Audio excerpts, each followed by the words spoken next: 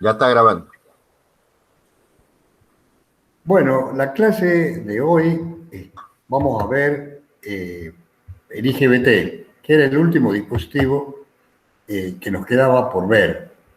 Nosotros ya habíamos analizado el transistor bipolar de juntura, el TBJ, y el transistor MOS, eh, que es el transistor de efecto de campo de compuerta aislada. Habíamos visto la ventaja que tenía el transistor bipolar es que, digamos, en ambos casos, el transistor bipolar y el transistor MOS utilizado como llave, eh, el transistor bipolar tenía la ventaja, por ejemplo, de que la caída que tenía entre colector emisor, la caída de tensión, la tensión, era muy baja cuando estaba saturado, o sea, cuando estaba en condición en conducción. O sea, cuando la llave era análogo a una llave cerrada.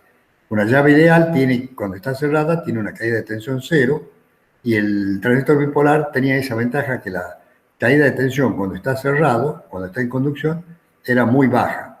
No así el transistor MOS, que cuando está cerrado, a veces conseguir transistores MOS que tengan una resistencia entre compuerta, entre compuerta y surtidor, que sería el análogo a colector emisor, estaba más determinado por una resistencia, eh, que era la RD sub DS on, que significaba la resistencia Drain Source on, que no era muy baja. Entonces, cuando con altas corrientes, por ejemplo, había algunos dispositivos que tenían cercano al ohmio. Entonces, si estoy manejando un voltio, o digo, si estoy manejando un amper, tengo un voltio nomás de caída.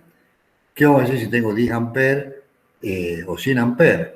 Entonces, tenía que tener resistencia muy cercana a los miliohmios.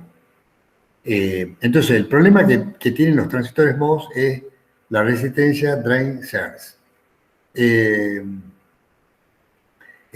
Volviendo ahora al transistor bipolar, la desventaja del transistor bipolar era la corriente de la base, o sea, por dónde manejamos nosotros la llave, la señal de control que tenemos que darle para que se abra y se cierre. Nosotros lo usamos para abrir y cerrar la carga entre colector y emisor.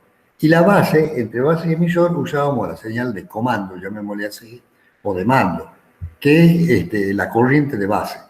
Bueno, cuando se da que los transistores son de potencia, de mucha corriente, que manejan arriba de los 10, de los 100 amperes, el beta es muy chico. Y la condición para que el transistor trabaje cerrado, o sea, la llave trabaje como una llave cerrada, es que se tenía que cumplir que la corriente de base tenía que ser mayor que I de colector sobre beta. Entonces, el beta de los transistores, cuando son de potencia, es muy chico, menor de 10. Entonces, si tenemos, por ejemplo, un transistor de 50 amperes y que, por ejemplo, tenga un beta de 5, que puede ser, supongamos, un menor de 10, supongamos 5, si tiene una corriente de 50 amperes de colector dividido en un beta de 5, me estaría dando una corriente de base de 10 amperes. Es enorme. ¿Por qué? Porque se entiende que de compuerta, por la base, quiero decir, eh, van a venir señales de control que va a haber que amplificarla mucho esa corriente para llegar a esos valores. Bueno, esa es la desventaja que tienen los transistores bipolares o los transistores TBJ. O sea, tienen a veces una exigencia en la corriente de compuerta grande para grandes potencias, pero tienen la ventaja de tener una caída de tensión colector-emisor chica.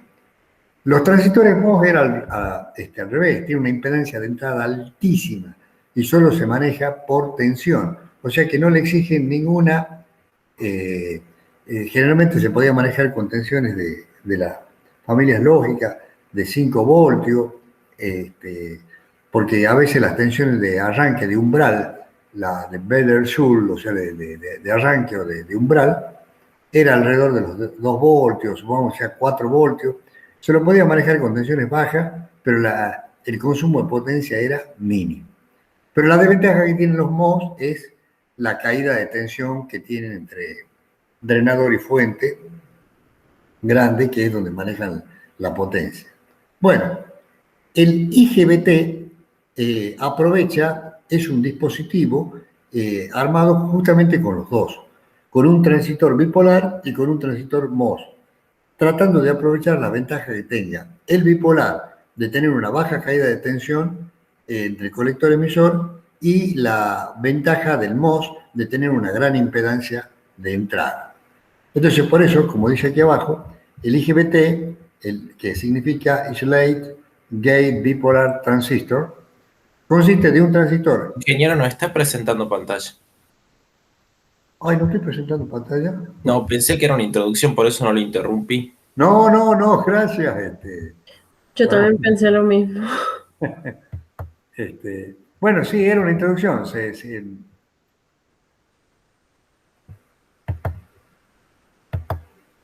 Ingeniero, mientras presenta, le hago una pregunta. ¿Cómo se lo podría comparar al transistor bipolar y al MOSFET con respecto a los tiempos de conmutación? El bipolar en el límite le gana, porque el problema que tiene fundamentalmente el MOS, los transistores MOS, es su impedancia de entrada. Sí, está bien, lo digo, su impedancia de entrada que es tan alta, pero acordate cuando hicimos la presentación del MOS que vos entras a un capacitor prácticamente, ¿no es cierto? Porque se llama de compuerta aislada porque nosotros tenemos la compuerta, el gate, que es metalizado. Después venía el dióxido de silicio, que es de ahí viene el nombre, metal, óxido, semiconductor, y recién venía el semiconductor. O sea, nosotros entramos en un capacitor con una impedancia de entrada altísima, entonces que tenemos una capacidad de entrada muy alta, entonces alta del orden de los picos faradios. Ya vamos a ver ahí, inclusive es un problemita medio del IGBT también, ¿no? Porque entras a MOS. Entonces, desde ese punto de vista, el bipolar tiene mejores tiempos que cualquier transistor MOS. No así los tiempos de almacenamiento que puede tener en el canal. Te ubica lo que te digo, en el MOS, acuérdense que funciona por un canal que conduce. No hay carga almacenada ahí, pero sí la capacidad de entrada es enorme. No tiene capacidad de salida capaz. O sea, no es como el bipolar que tiene mucha capacitancia de almacenamiento, que sería como la capacitancia de difusión, porque la carga que vos almacenas para mantener la corriente de colector. En el MOS no hay carga almacenada, uno controla un canal, pero ese control se hace con una capacidad muy grande, es un muy buen capacitor, el transistor MOS.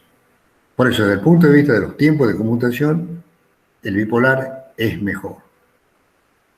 A pesar de que, bueno, pero se da lo opuesto hoy en día, todas estas computadoras, toda la tecnología de memoria, de procesamiento, ustedes se compran un celular de última generación, todo está hecho sobre tecnología MOS. Ha mejorado mucho, claro, pero no manejan potencia, o sea, son capacitores, quizás sus efectos capacitivos ahí están minimizados y optimizados porque son de muy pequeña área. ¿Me entienden? O sea, esto es más o menos como los cables. Yo quiero llevar 1 mA y puedo poner un cablecito muy finito. En cambio, quiero manejar 100 amperes y si manejo la misma densidad de corriente tengo que poner más área. ¿No es así? Bueno, en los diodos, en todos los dispositivos, si le quiero dar potencia, necesito manejar una mayor área. Entonces, el efecto capacitivo se hace más grande. Acuérdense que como cualquier capacitor de placas paralelas, cuando vos aumentas el área, aumenta la capacidad. Esa sería más o menos la explicación, Barbosa. Bien, gracias.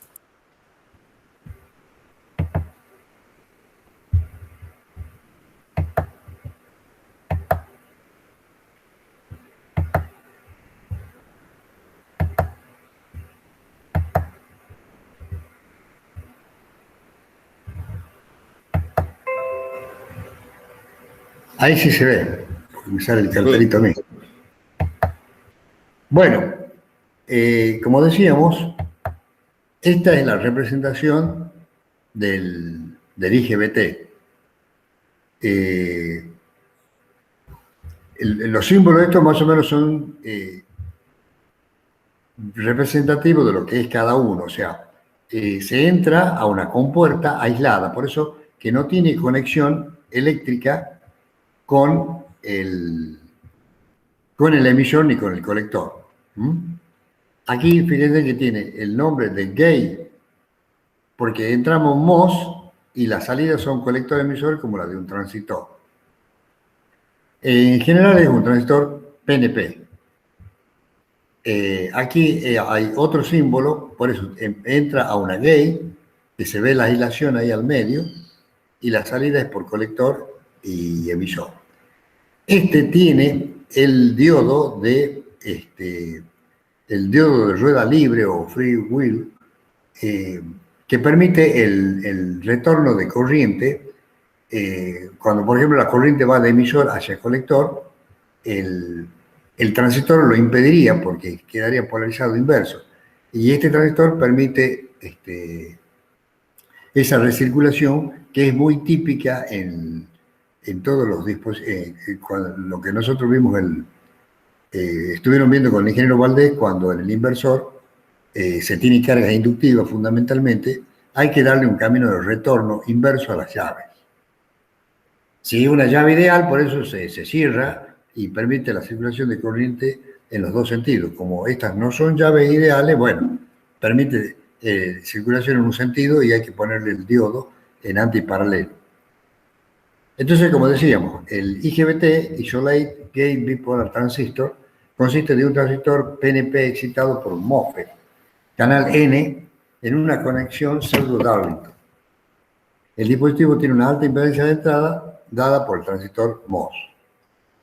El circuito equivalente sería aproximadamente como el que se ve acá. Veamos lo siguiente. La entrada tengo un transistor MOS. Un transistor MOS de canal N, que, por ejemplo, requeriría tensiones positivas aquí en compuerta. Aquí se ve que está aislado. Y la salida entre el drenador y el surtidor. El drenador vendría a ser que tiene como carga una resistencia, lo veamos así. Entonces, esto se está comportando como llave.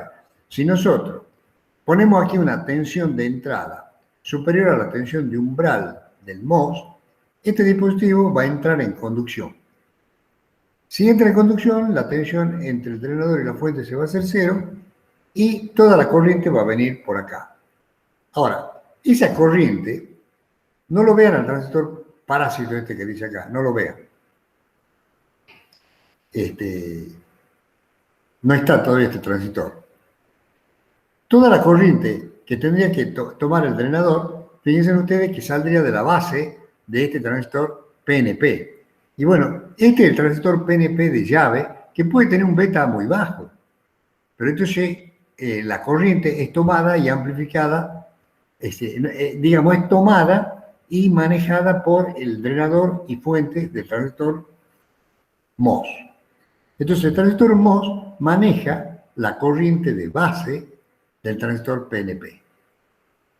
Entonces, cuando este transistor se satura, fíjense ustedes que nos va a quedar la tensión colector-emisor, emisor-colector baja, y va a ser prácticamente la de salida. Ahora, hay una pequeña resistencia interna que sería dada por el camino de conducción que queda hasta que llega al contacto metálico. ¿Por qué? Es decir, esto tiene peso, esas resistencias tienen peso cuando manejamos mucha corriente. O sea, supongamos que estamos hablando de dispositivos arriba de los 10, de los 100 amperes. Y bueno, cualquier pequeña resistencia que pueda haber de miliohmios ya entra a tener peso. Entonces, esta es una resistencia parásita en realidad. Ahora, dada la estructura de la juntura, aparece este transistor, dada la construcción, porque se lo construye pensando en tener un PNP y un MOS.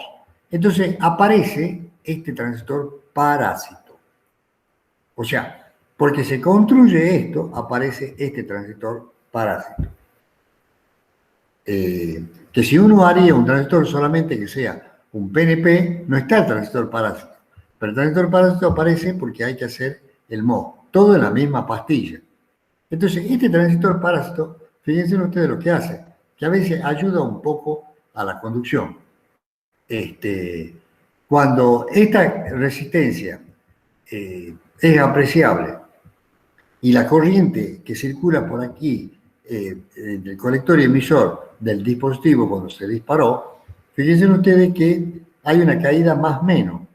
Y esa caída más menos polarizaría directo este transistor. Y ese transistor, entonces, va a tomar más corriente de base. O sea que dentro de todo esto que hablamos de un transistor parásito, en alta corriente ayuda a sacarle más corriente de base para que el transistor conduzca más. O sea que dentro de todo nos está ayudando un poco ese transistor parásito. Pero en general, el IGBT solamente es con el PNP y el transistor MOS. Dice, el IGBT consiste de un transistor PNP excitado por un MOSFET canal N, en una conexión pseudo-Darlington, porque no es un Darlington en sí. El circuito de compuerta controla directamente el canal del MOSFET del IGBT y a través de la corriente del drenador controla la corriente de base del transistor bipolar PNP. Claro, cuando entra en conducción el transistor MOS, la corriente del drenador del MOS es la corriente de base del transistor PNP.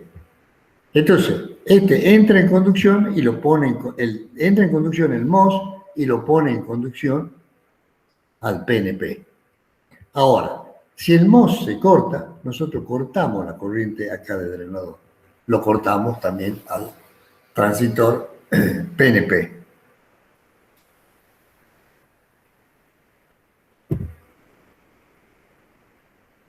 Aquí se lo podría ver sin el transistor, sin el transistor parásito. Entonces, lo que me dice, el IGBT tiene una alta impedancia de entrada dada por el transistor MOS, que eso es una ventaja porque no lo exige desde el punto de vista de potencia al circuito de excitación, al circuito de control. Y tiene una baja resistencia de salida en condiciones de saturación o llave cerrada dada por el TVJ bipolar PNP. Ahí aparece lo que sería el transistor parásito. Ahora, miren este transistor parásito junto con el PNP. ¿A qué le hacía acordar esta estructura? Estos dos transistores.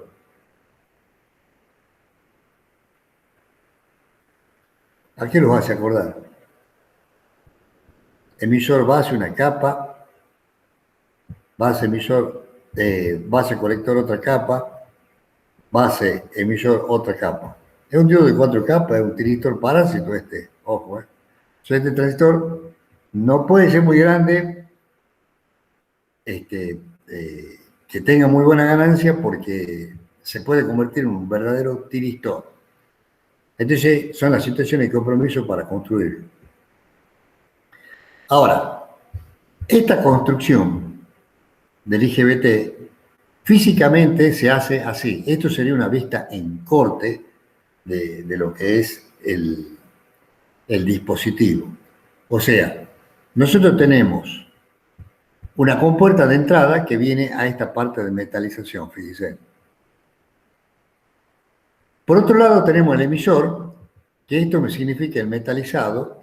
Aquí está cortado porque diría, como es una vista en corte, esto quiere decir que va detrás del plano de la compuerta.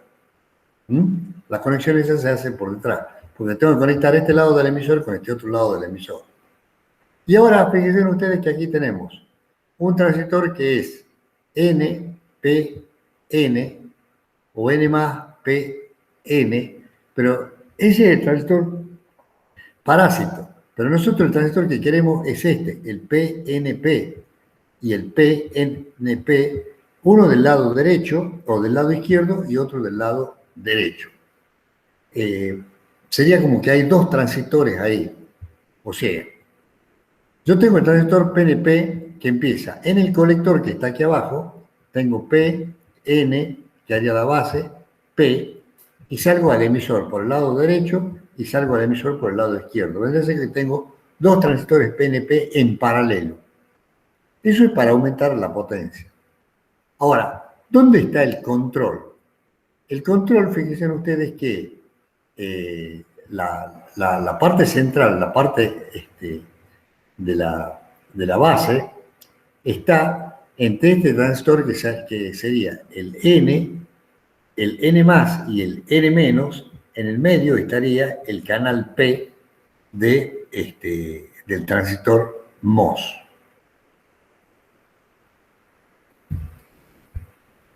O viéndolo de otra manera, fíjense ustedes que la compuerta, cuando nosotros excitemos la compuerta, acá, en la base, se va a armar, en las dos bases, justo debajo de la compuerta, se va a armar el canal de conducción para el MOS. Entonces tiene una estructura bastante compleja y por eso es que me aparece este transistor parásito. No es que nosotros lo podamos fabricar directamente al PNP junto con el MOS. Otra forma de verlo es como, por ejemplo, aquí, suponete ustedes ven, ¿dónde está el transistor PNP? Aquí estaría el otro que yo les decía recién, ambos en paralelo. Y ahí está el transistor MOS. Ahí tenemos otro transistor MOS. Que serían los que están, fíjense, en verde, es lo que está conectado del transistor MOS. Lo que está conectado a compuerta son las dos compuertas de los dos transistorcitos. Y el drenador de cada MOS va al emisor, el de la izquierda y al emisor de la derecha. Y el drenador de los dos transistores MOS, fíjense ustedes que va a una resistencia y esa después a la base. Esa resistencia es la de todo el cuerpo. La de todo el cuerpo se llama, es decir, la resistencia que habría aquí en el camino de conducción que puede tener por esta zona. Eso es lo que me da, es una resistencia extendida, es una resistencia, digamos, propia de la fabricación, no es que esté puesta de profeso. Lo mismo que aquí no se la ve bien. Bueno, ahí estaría el transistor parásito, fíjense, que puede darme la formación del tiristor. Fíjense que el amarillo con el celeste sería lo que me podría dar un tiristor parásito. Y la caída de tensión que puede dispararlo estaría aquí en la resistencia esta.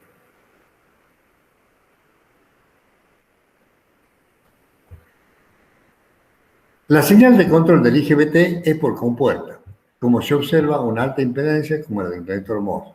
La salida de potencia es entre colector y emisor de un transistor PNP. Su comportamiento como llave es muy bueno porque tiene las ventajas del transistor MOS de muy bajo consumo de compuerta y puede manejar grandes corrientes la salida entre el colector y emisor del transistor PNP. En resumen, digamos, lo más importante de este dispositivo es la combinación de esos dos transistores que los repite bien. O sea, aprovechar la impedancia de entrada del MOS y la baja caída de tensión que tiene el bipolar en la salida. Aquí, por ejemplo, tenemos la hoja de datos de un IGBT. Por ejemplo, un IGBT que sería, viendo los parámetros más importantes, entre colector y emisor de saturación sería esto, de 600 voltios,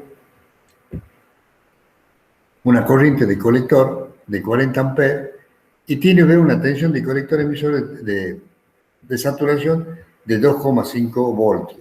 Digamos, esos serían valores máximos. ¿Mm? Entonces, aquí, bueno, me está dando los valores máximos y las condiciones de ensayo, digamos, los 600 voltios máximo que puedes manejar entre colector y emisor para temperatura de juntura entre 25 y 150 grados. La tensión compuerta emisor continua y transitoria 30 voltios, pero estos son para pulsos grandes, no quiere decir que esta es la tensión de umbral, ya la vamos a ver más adelante. Después la tensión, la corriente que puede manejar de 40 amperes a 25 grados, si ya está a 90 grados, la corriente baja bastante. Aquí estarían los tiempos de conmutación y dónde está la tensión de umbral, que me tendría que dar.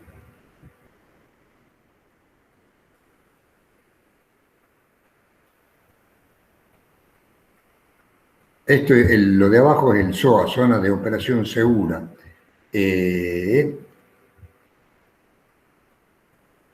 No la veo aquí a la tensión de umbral, pero debe ser una tensión baja. No creo que sea porque tiene que ser esta es tensión continua máxima que se le puede dar. Ve que arriba dice los regímenes máximos bajo los cuales puede funcionar el dispositivo.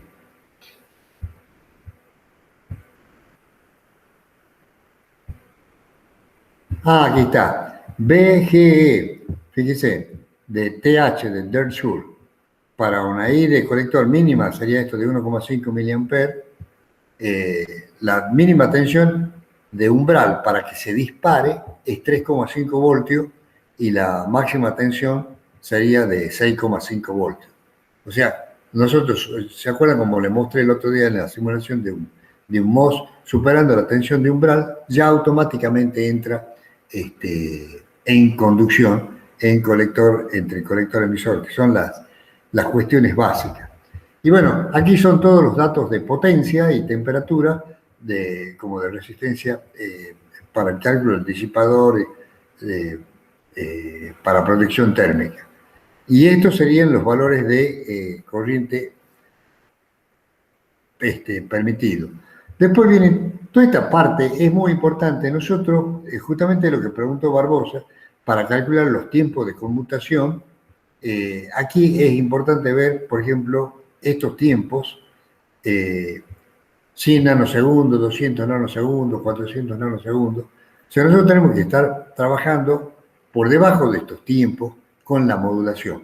Solo un poquitito más en detalle al tema cuando mostremos la simulación.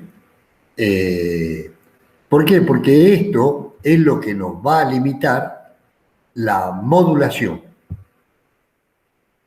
No sé si ha quedado claro ese concepto, a veces pidalen al ingeniero que lo repito yo, pero la modulación era cuando ustedes ponían una onda cuadrada abajo de la senoidal para obtener, por la modulación del ancho del pulso, la forma de onda senoidal que queremos tener a la salida. Entonces, esas eran ondas cuadradas de una frecuencia mucho mayor que la onda que supongamos que nosotros queremos obtener de 50 Hz, supongamos, o de máxima frecuencia del red de 60 Hz.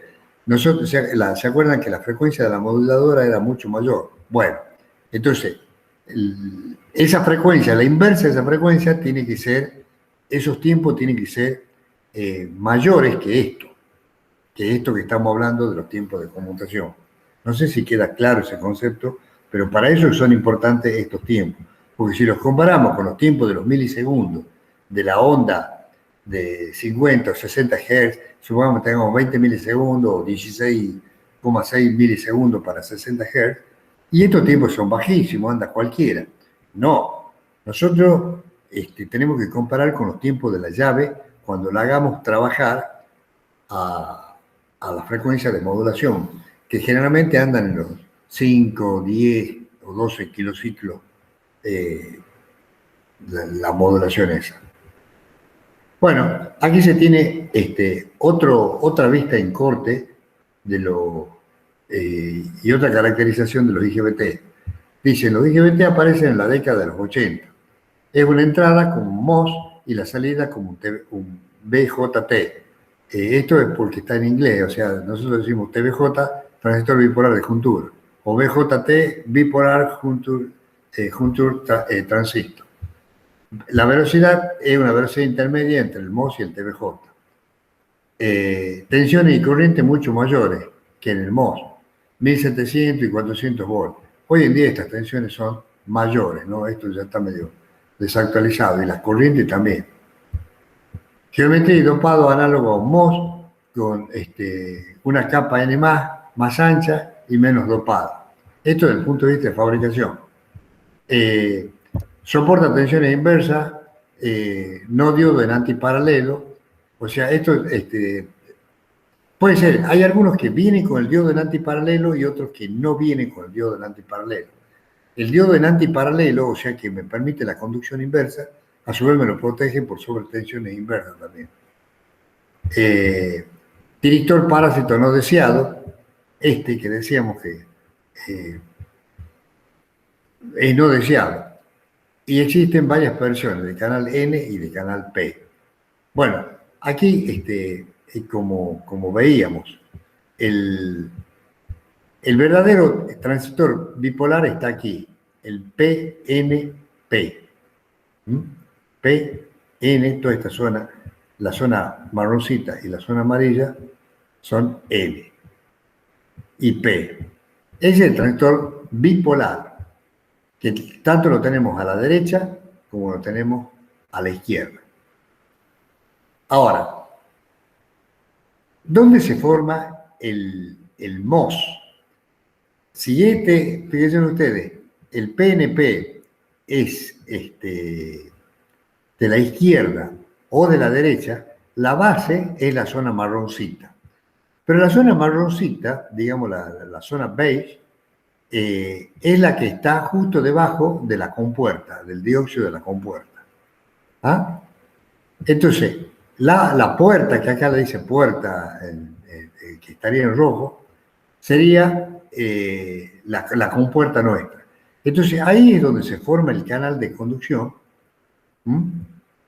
Y ese canal, cuando entra a conducir, es que me deriva corriente para aquí, para la base de los transistores PNP que están en paralelo. Y el transistor que se forma ahí es, digamos, el NPN, o sea, el canal lo tenemos ahí justo debajo de la compuerta del IGBT.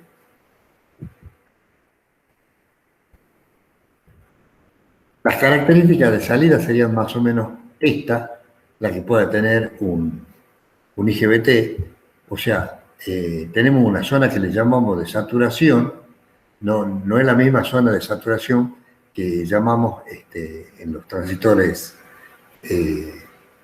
bipolares, sino que es la zona donde, digamos, funciona, esto es para el MOS, donde funciona como una fuente de corriente, y esta sería la zona óhmica.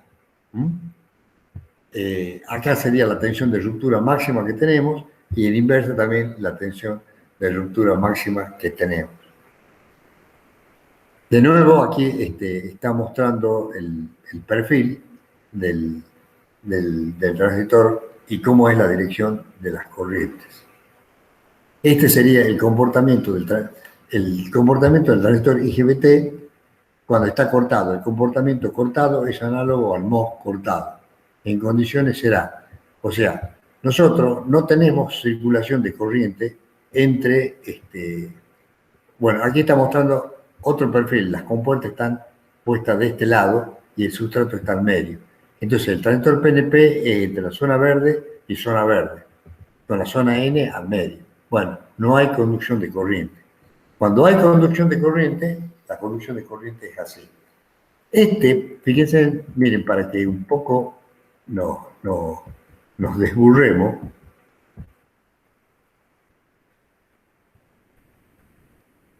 Este perfil que parece tan complejo Bueno, tiene el transistor PNP acá y tiene el transistor PNP acá, ¿no es cierto? Y el canal está al medio, entre las dos zonas N, debajo de la compuerta, que esto sería lo que hace al transistor MOS.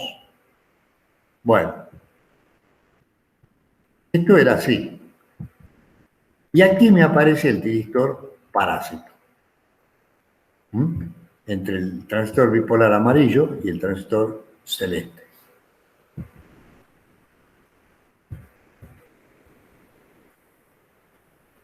Esta otra construcción es similar a la anterior, porque tengo el transistor PNP a la izquierda y tengo el canal aquí al medio, debajo de la puerta. Ahora, fíjense ustedes que tiene ahora, la compuerta la tiene separada, la tiene lateralmente afuera, en el lado derecho y en el lado izquierdo. Y el surtidor lo tiene al medio. O sería como un corte que se ha hecho más atrás, el dibujo este. Pero nos está mostrando fundamentalmente lo que está acá, por donde circularía la corriente entre el drenador y la fuente, que está en el primer plano. Porque sería entre las dos zonas verdes, que son del P, después la base que está al medio N y P. Y va directamente a los contactos de surtidor y arranca del contacto de drenador. Cuando está en condiciones de conducción, fíjense ahí se lo ve bien al transistor PNP. El transistor PNP es lo que está dibujado en rojo.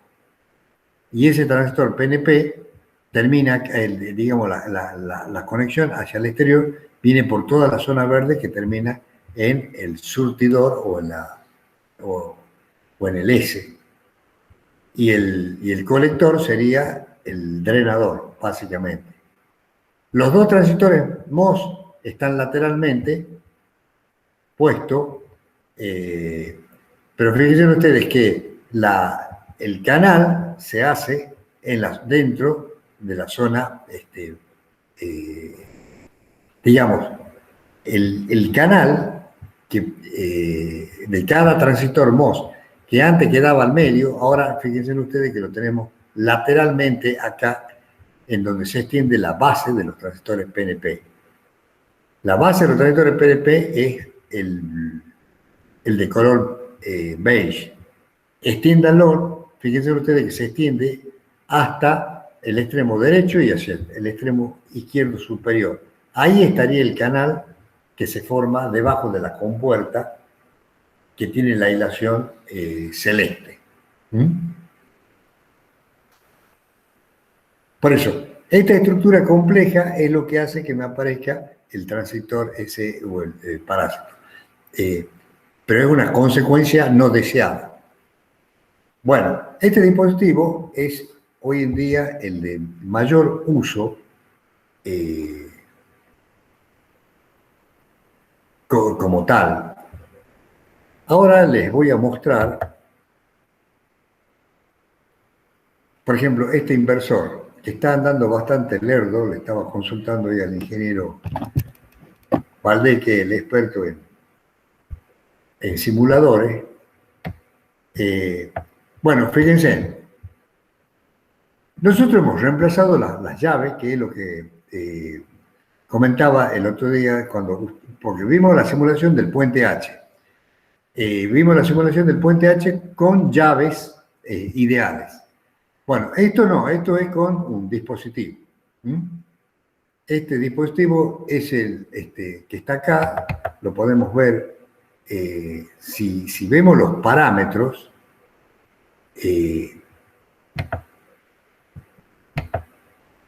son parámetros bastante complejos porque tiene un modelo que es básicamente matemático para representar esto. Pero lo más lindo, supongamos que nosotros queremos ir aquí en File Line, o sea, el link que nos vincula con la hoja de datos del dispositivo. A ver, tratemos de abrir la hoja de datos del dispositivo. Sería este. Ahí la acabo de abrir. Es de Infenon. Aquí está el dispositivo que decía el AUIR GP50B60PD1. Es un dispositivo de 600 voltios. Tiene una caída típica colector emisor ON, típica de 2 voltios.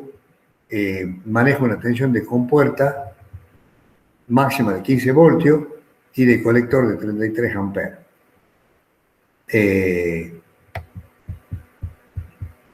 Bueno, busquemos aquí los datos de la tensión del Schur.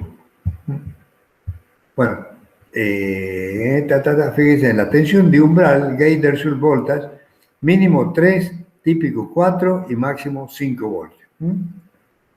Para una I de colector mínima nomás de 250 microamperes, ya arranca la tensión de umbral. Y bueno, los datos son similares a los de otro IGBT. Este viene ya con el diodo incorporado. Esto es el diodo de FreeWheel. Esto es importante verlo si le toca armar. Ahí en el laboratorio nos pasó, de que uno compra un dispositivo, pero hay algunos que vienen sin el diodo, que no lo traen al diodo incorporado, al diodo FreeWheel, sino que hay que ponerle. Bueno, volvamos a la simulación.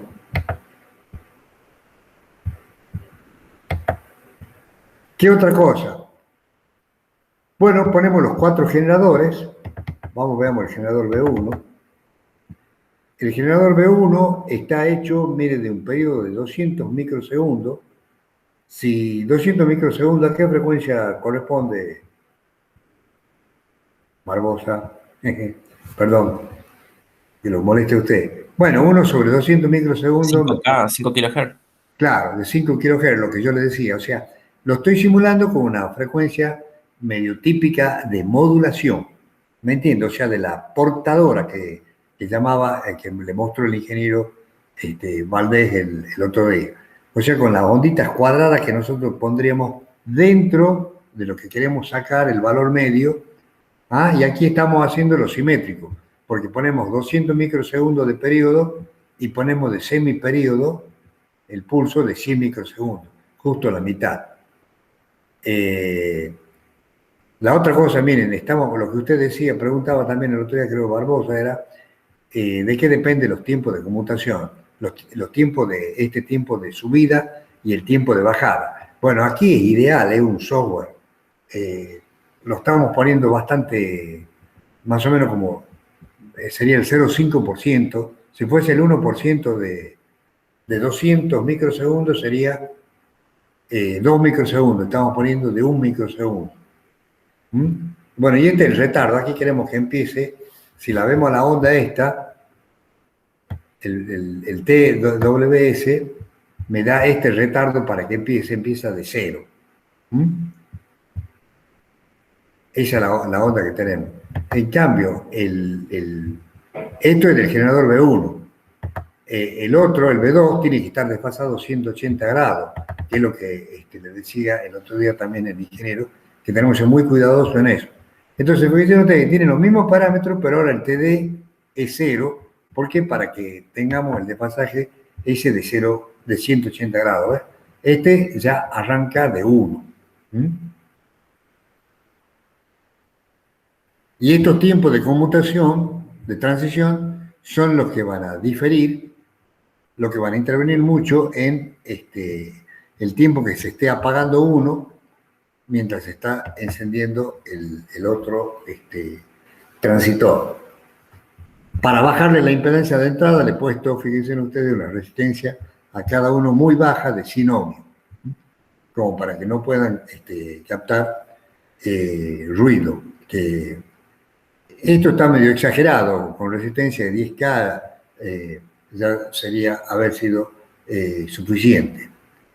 Y bueno, el dispositivo trae incorporado el diodo. Pero ahí lo muestra casi como un dispositivo independiente. Entonces, ¿nosotros qué vamos a pedir? Supongamos que veamos la tensión B3, B6, que sería la salida. Y tenemos una carga que es RL. L es de 10 milihenrios y R es de 10 ohmios. O sea, el L sobre R sería de 1 milisegundo. Muchísimo mayor que 200 microsegundos. 200 microsegundos es 0,2 milisegundos. ¿Digo bien, Barbosa? 200 microsegundos, ¿se acuerdan que era el periodo que hemos puesto? Y eso sería 0,2 milisegundos. Y la constante de tiempo que tenemos aquí es 10 milihenrios sobre 10 ohmios, sería 10 milisegundos. Estoy casi 100 veces mayor. ¿Razono bien, Barbosa, usted que me controla? ¿Está bien el análisis? ¿Un milisegundo, ingeniero, no sería? 1 milisegundo. Por eso, ve. Un milisegundo tengo acá en la carga del... Claro, la constante de tiempo. Y la otra, y la del... Periodo es 0,2 mil. 0,2 mili, ¿no es cierto? Entonces, podemos considerarlo prácticamente como un circuito puramente inductivo. Porque el LE, la constante de tiempo es mucho mayor que el periodo.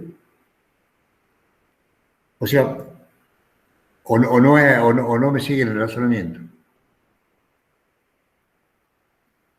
Bueno, eso lo podemos ver acá, lo podemos ver. Ya le voy a mostrar lo que le estoy diciendo. Probemos con esto. Entonces íbamos a pedir la corriente del L1. Vamos a hagamos el análisis del transitorio. Y fíjense que pido 3 parámetros. La tensión B1, que es la de un generador de entrada, la corriente en el inductor, y B6 menos B3, que sería la tensión de salida. Entonces, la tensión de salida, B6 menos B3, bueno, está al revés acá. Por eso que empieza en negativo y se va a positivo. Fíjense en ustedes lo que les decía recién. Esta es la corriente IL1. Prácticamente sale como una recta. ¿Por qué? Porque la constante de tiempo del circuito inductivo es mucho mayor que el periodo nuestro. Es lo que le estaba diciendo recién de L sobre R. O sea, eso es condición para decir que se comporta prácticamente como una inductancia infinita, o sea, una inductancia muy grande. Y esta es la señal de entrada. Bueno, aquí tenemos un inconveniente que, fíjense ustedes que el periodo está muy, el tiempo de crecimiento y el tiempo de caída del generador de entrada está muy exagerado. Porque estos son 120 microsegundos y nosotros le hemos puesto un micro. Y eso es porque, bueno, el tipo de procesamiento que hemos puesto. A ver, le muestro, supongamos que cambiamos ahora, queremos ver qué pasa si el circuito no es muy inductivo. Entonces, la hagamos a esta capacidad en vez de que sea, a esta inductancia. En vez de que, en vez de que L1 sea de 10 milihenrios, la hagamos que sea de 1 milihenrio. Y probemos.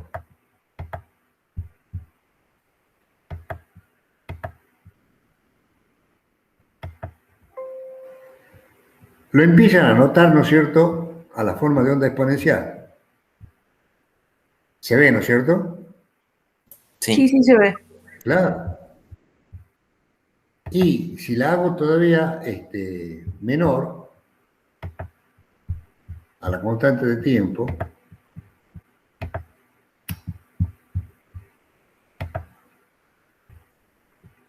la hagamos acá que sea, supongamos, 0,1. 0,1 milihenrio.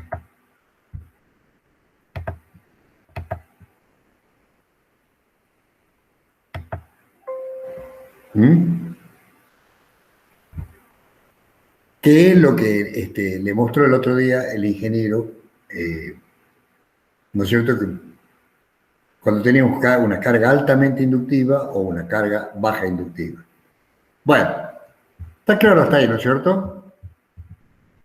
¿Hay alguna duda? Acá, estos circuitos tienen, cuando uno lo va a implementar a esto, supongamos que lo hacemos en laboratorio, el puente H anda muy bien, pero esto tenemos un inconveniente. Supongamos que nosotros referimos todo acá a la masa o a la tierra, supongamos que este sea realmente una referencia de tierra a tierra, porque tenemos el problema de la estática que hemos dicho, tenemos varios problemas, queremos tener un punto de referencia. Bueno, el generador B1 y el generador B4, que tienen que estar también desfasados 180 grados ellos, pero ellos son dos generadorcitos que tienen la misma referencia.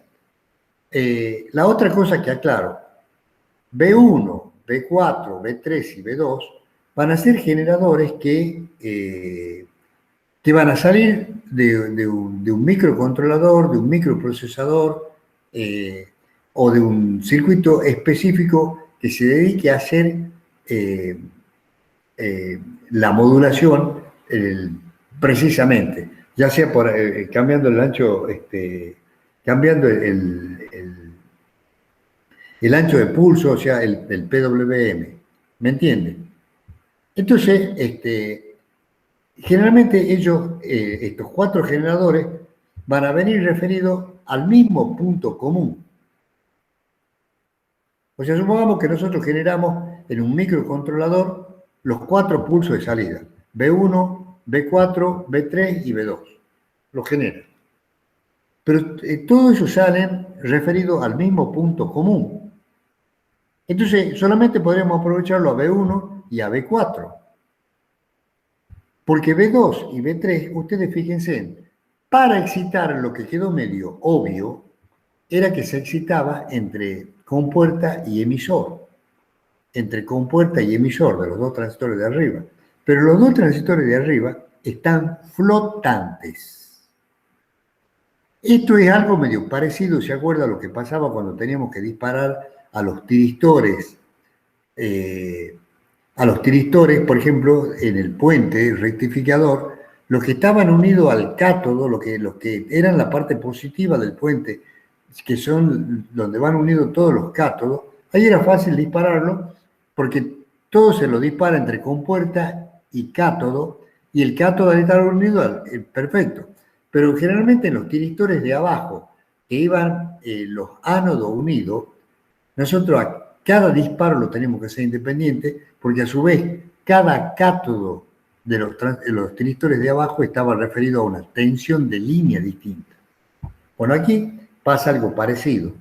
Si nosotros queremos disparar los dos transistores, los dos IGBT de arriba, tenemos que hacerlo con fuentes que estén aisladas de la fuente de abajo o de cualquiera de las dos fuentes.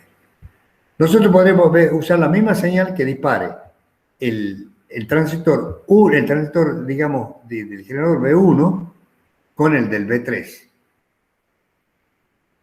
Y lo mismo que el del 4 con el 2. O sea, dispararlo cruzado. Bueno, a eso nosotros lo podemos hacer con este otro circuito. ¿Y qué es lo que realmente se usa?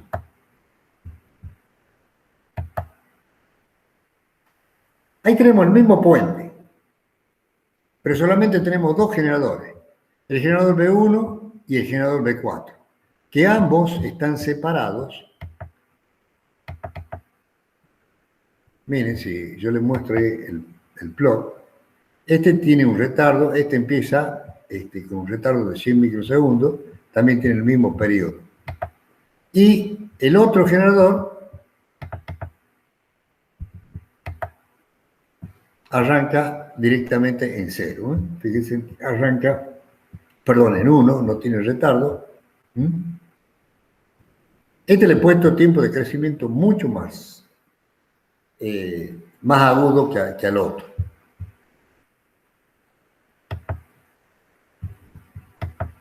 Pero aquí fíjense ustedes que los transformadores K2 y K1 me están aislando y me están dando justamente esa referencia, o sea que el disparo, digamos, de los transistores de arriba queda hecho entre compuerta y emisor, entre compuerta y emisor, sin tener referencia de la masa o del común de abajo. Y se lo hace con aislación vía del transformador. Se lo podría haber hecho, no he encontrado acá con un optoacoplador, porque el optoacoplador también me permitiría acoplar, o un optotiristor que me permita acoplar la señal entre el primario y el secundario, para que el secundario quede aislado del primario y no tenga así problema en la referencia de masa. Lo ven al circuito, lo entienden. O sea, el generador B1, fíjense ustedes que lleva la señal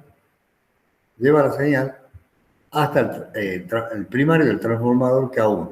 Y le puse estas dos resistencias para bajar la impedancia tanto del primario como del secundario.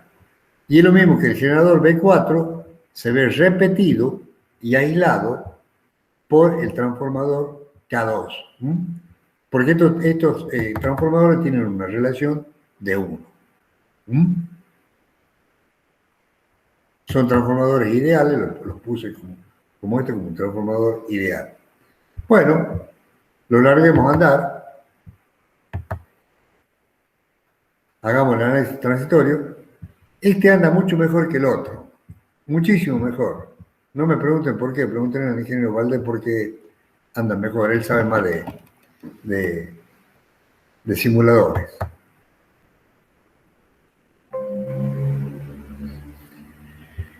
Por ejemplo, esta es la señal de entrada, B1. Miren acá los tiempos de crecimiento y caída que tiene son mucho mejores que lo que se veía recién. La forma de onda de salida de la corriente. Bueno, aquí también teníamos 10 milihenrios y 10 ohmios. O sea, teníamos 1 milisegundo de periodo de tiempo. Miren lo que es la onda de salida, una onda cuadrada de tensión, una onda perfecta. Y aquí tengo B4, como la sola, no me acuerdo qué era B4, y B7 son, a ver, veamos qué eran esto.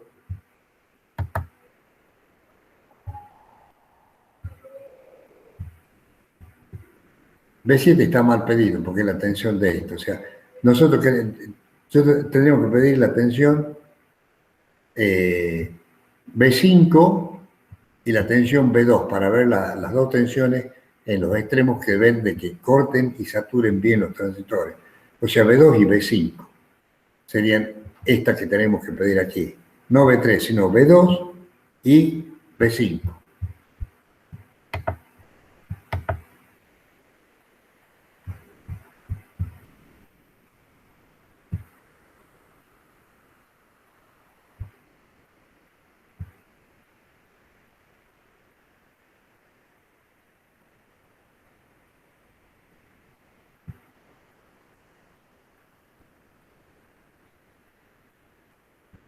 B4 y B7, ¿qué son estos? No, lo que pasa es que los cambia el circuito y por eso B4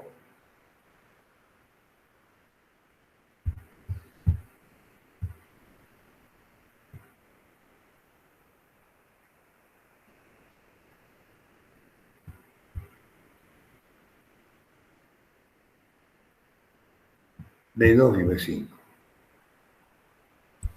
B4 la tensión de fuente, la B5. Ah, por eso quedaba una continua. ¿Ya ha vuelto la luz, ingeniero? Sí. B2 y B5, pongamos acá. Entonces, en el principal tenemos B1, que es la de generador y L1, B4 menos B7 y B2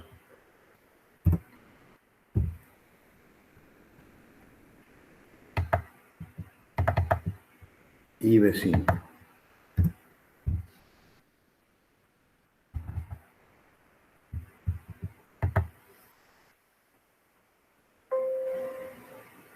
Bueno, aquí se ve inversa B2 y B5.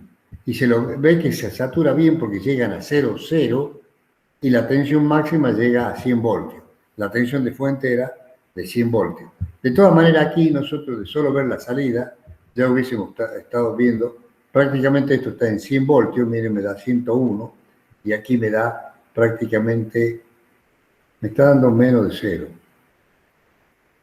menos 7 voltios. Ingeniero, ¿la salida no debería ser menos 100 y 100 o estoy confundido yo? No, estás correcto. ¿Y por qué no es menos 100 y 100? Porque este es el transitorio. Hay que pedir mucho más. Ah, bien. Claro. No, el transitorio es muy lerdo. ¿Ves que va aquí? Tengo menos 14 ya. Es bastante lerdo el transitorio. Tendría que pedirlo mucho más.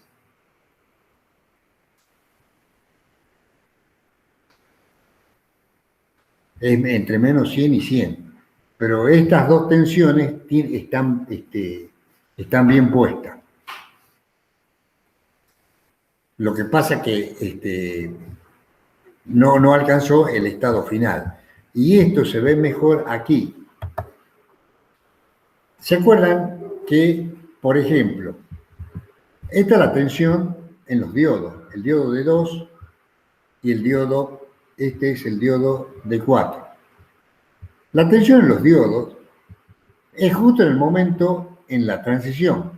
Fíjense que acá, en el momento que cambia el sentido, que cambió la polaridad, ¿no es cierto? Aquí cambió la polaridad de la tensión de salida,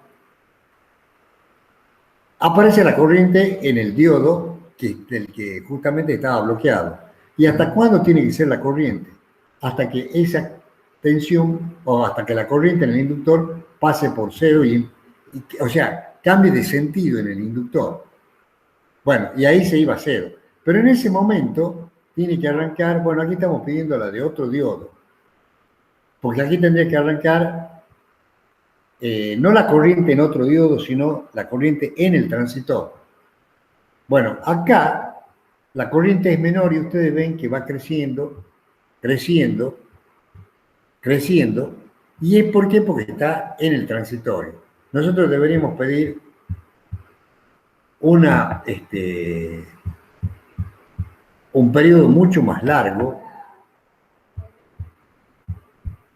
O la otra cosa que podemos hacer, disminuyamos el valor del inductor para que lo alcance más rápido. Veamos cómo anda ahí. Pero si nosotros le pedimos todo el transitorio, no vamos a ver bien el transitorio si lo ponemos al periodo muy largo.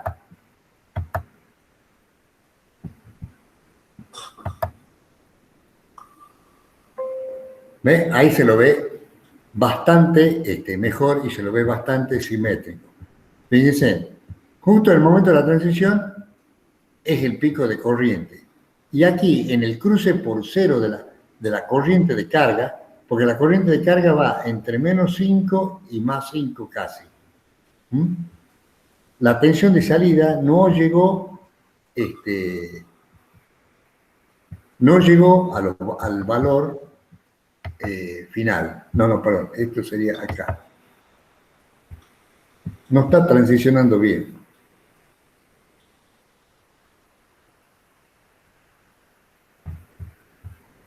Pero aquí tiene menos 5 y aquí tiene menos 7, no puede ser. B4 menos B7 creo que está pidiendo. Fíjate que es B4 menos B7. ¿Y la tensión de salida? Ah, no, es No es. B2 menos B5. Sí, Aquí. B2 menos B5, así sería, ¿no es cierto? claro. Sí, sí, sí. Gracias, ingeniero. Bueno, pongamos aquí. B2 menos B5. B2 menos B5.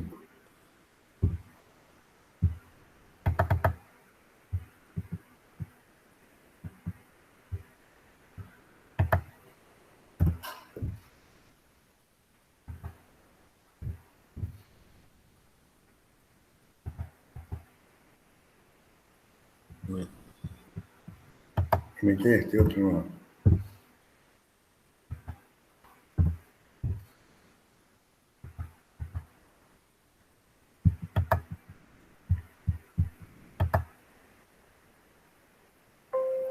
Ahora sí. Ahora sí. ¿Ves que esto va a menos 100 voltios Barbosa y a más 89? Bueno, estamos cerca de los 100 voltios y eso es por la caída que tenemos. Y aquí se nota un poco la corriente exponencial porque no es tan inductivo. Y aquí acuérdense ustedes que en el circuito, aquí se ve bien la corriente en los diodos. En este momento de la conmutación, ¿no es cierto? El diodo sigue conduciendo porque la mantiene conduciendo a la llave hasta que la corriente en la salida pasa por cero. Y en este otro caso es del diodo opuesto. ¿Se ubican por qué es eso? ¿O no? Eso es, si está conduciendo este transistor, supongamos que el de la izquierda superior, está conduciendo con el de la derecha inferior. Entonces la corriente circula de positivo a negativo, así, ¿no es cierto? Bueno, lo ven al puntero cuando lo marco, ¿no es cierto? Del mouse.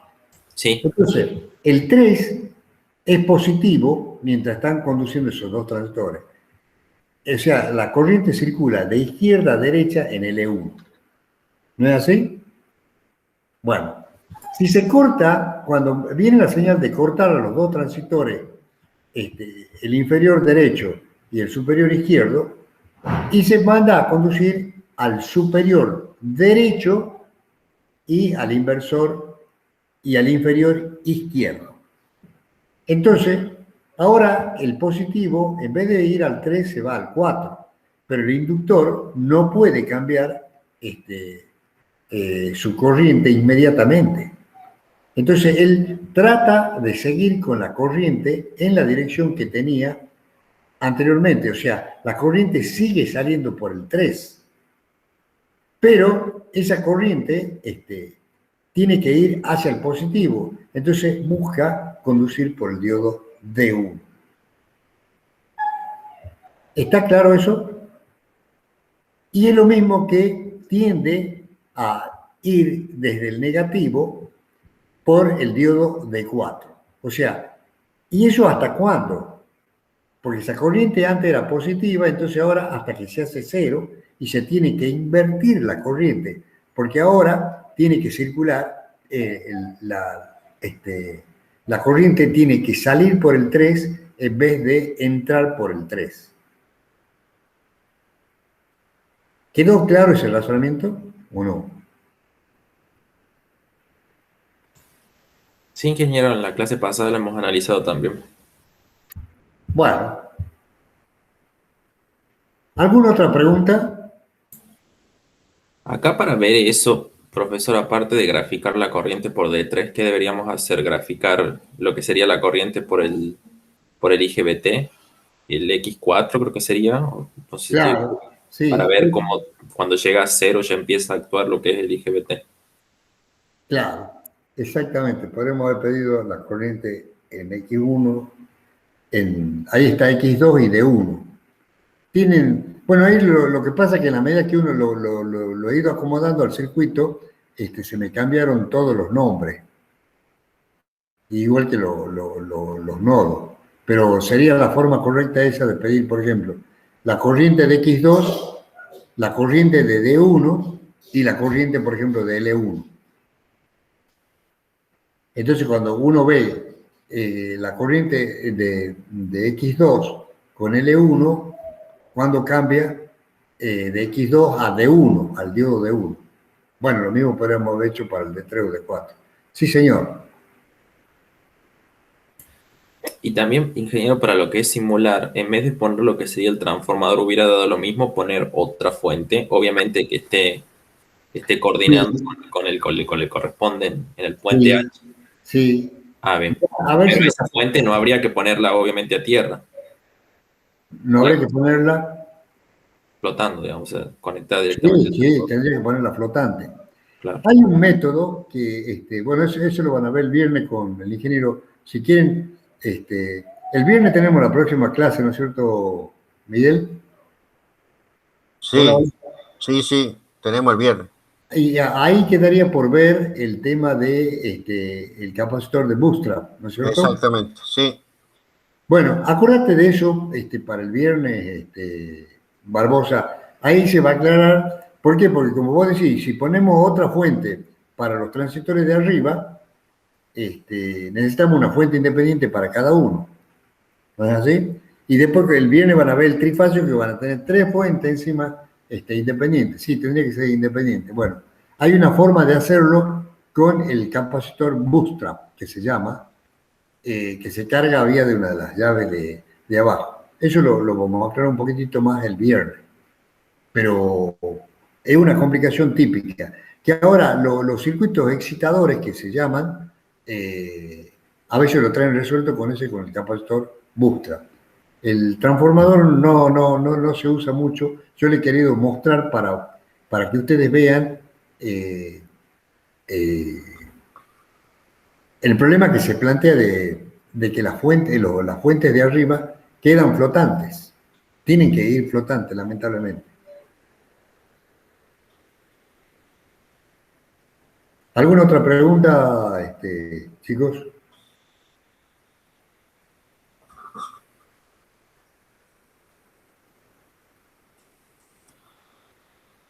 Ingeniero, ¿puede Bueno, mostrar cómo están configurados los transformadores en el microcap?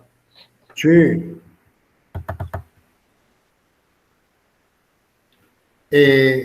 Esto de valor 4 milihenrios y 4 milihenrios sería la inductancia primaria y secundaria. Nada más, porque es un transformador ideal. ¿Mm? Perfecto, sí, porque muchas veces cuando simulamos, a mí me desconcierna qué valor ponerle de las inductancias. Cuando tengo Sí, que ver, por ejemplo, ponele, laboratorios o esas cosas. sí, sí, tenés que ponerle algún valor que tenga la inductancia primaria y secundaria. Pero vos fíjate que no le he puesto ninguna resistencia interna.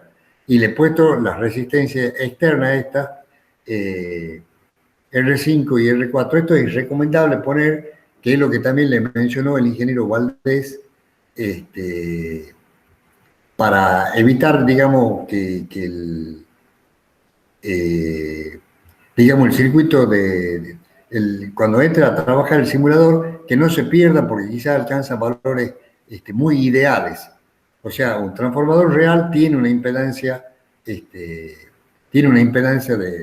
pérdidas, siempre tiene una resistencia de pérdida. Entonces, uno poniéndole esa resistencia así tan grande de entrada, o digo tan chicas de entrada, directamente ahí absorbes todas las pérdidas que pueda tener ese transformador ideal, que si no le ponemos.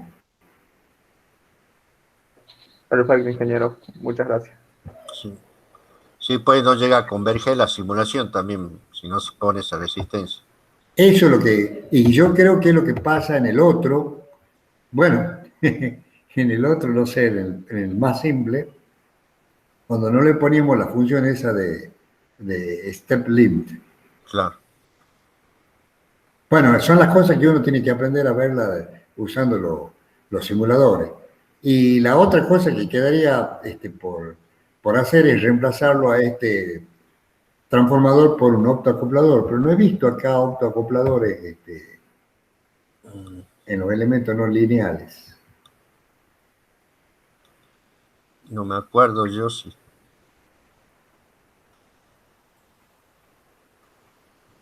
Creo no he visto, por eso que no lo he hecho no he encontrado.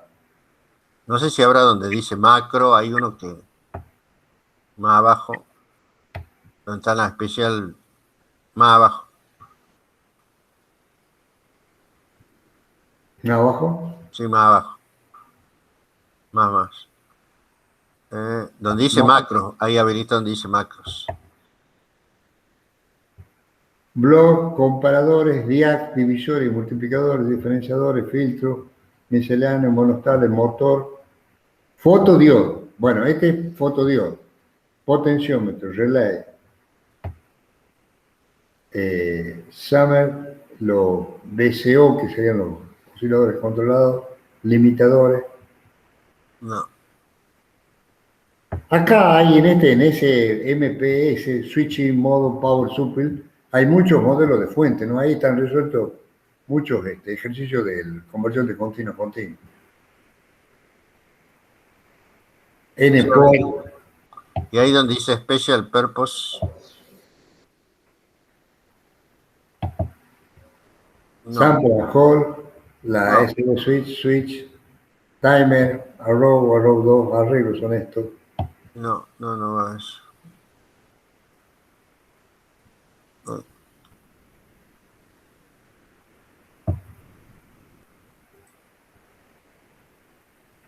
Parece que no, ya lo voy a buscar de todas maneras. Pero... No, en todo caso, lo que podemos hacer es tratar de simular después con el capacitor de bootstrap, con el diodo y capacitor de bootstrap.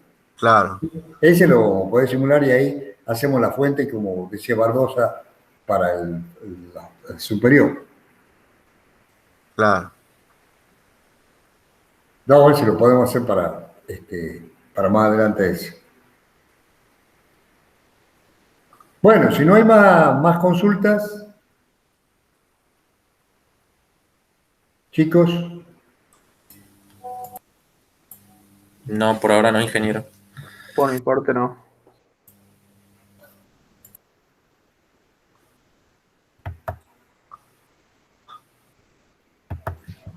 Ingeniero, sí quería mencionar, más para el ingeniero también Valdés, que tanto el PDF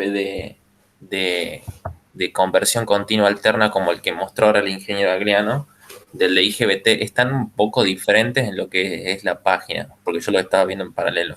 O sea, no están completamente diferentes, pero hay algunas diapositivas que están en lo que se vio en clase y no están en lo que está en la página, si es que los pueden resubir. Bueno. Sí, Miguel. Los dos, o sea, porque todavía el de conversión hemos visto completo, pero lo estuve leyendo y tenía algunas cosas diferentes. Y el de IGBT está faltando algunas diapositivas que mostró el ingeniero ahora en clase.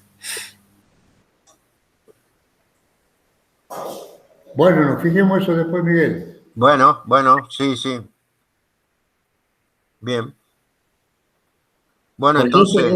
Este último, todo esto está puesto, Miguel, en la carpeta está puesto en la carpeta que tenemos nosotros ahí en el Dropbox. Esta última versión que yo di. Bueno. No agregué nada hoy no agregué nada ahí de diapositiva. Eso creo que viene de antes. Uh-huh. Bueno. Muy bien. Nos vemos el viernes, en todo caso, chicos. Nos vemos el viernes. Que tengan Hasta luego, nos vemos el viernes. Hasta luego, ingeniero. Hasta luego. Viernes.